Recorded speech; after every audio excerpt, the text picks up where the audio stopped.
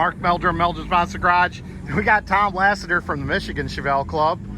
Go blue, right?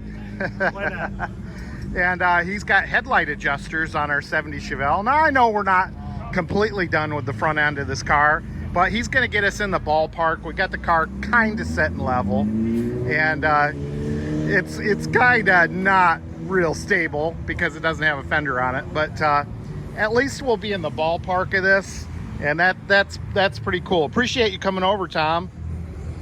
It's a pretty cool tool. It's got some fancy stuff on, fancy dials and bubbles, and that's the way they did it, right, Tom? That's it. It's the only way. Mark Meldrum, Meldrum's Monster Garage, and today we have a guest installer on the 1970 SS Chevelle, Jim Brady from the Field of Dreams, and he's going to put in some taillights. Restored. Look at this. Flat reverse lenses. Okay, this is what the car was born with, probably originally. They changed over to a bubble style Recall. in March on a recall because of the National Safety Transportation blah blah blah.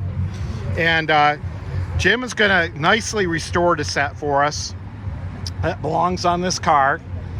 So here we go. So start the time clock for me getting paid. It's hot out here. I'm doing like a GM tech. I'm sitting down on the job. And just to let you know, you have 57 seconds to do this. That's what they would do it on the assembly line. I don't know if they actually had a automated gun on these things or not. They probably would have broken them. They probably did them by hand.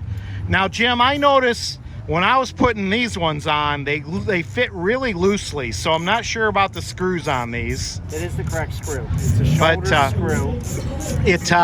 The gasket didn't seem like it was poofy enough, but we'll see. Meldrum's Monster Garage, and today we have a special guest star appearance by the original builder of this 1970 Chevelle, SS Chevelle, Mr. Richard Doyle.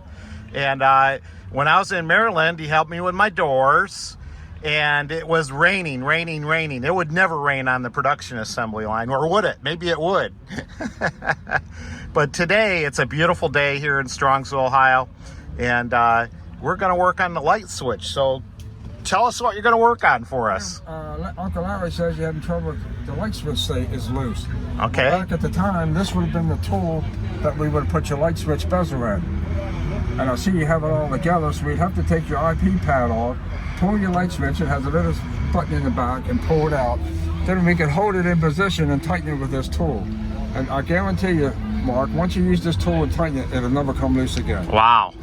So cool. This is what you need right here. Took the dash pad off, and now Richard's going to reach around behind there and press a button. I've got to get right in the bottom, right down in there, and you can feel the switch and I'll move, and I'm going to pull it out. So there you go.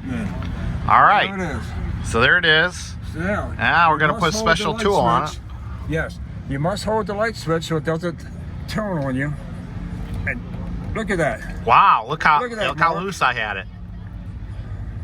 Man. That's it. There we go. Now it's not coming out. I'm going to have to give you one of these tools, Mark, if you ever have to take it out.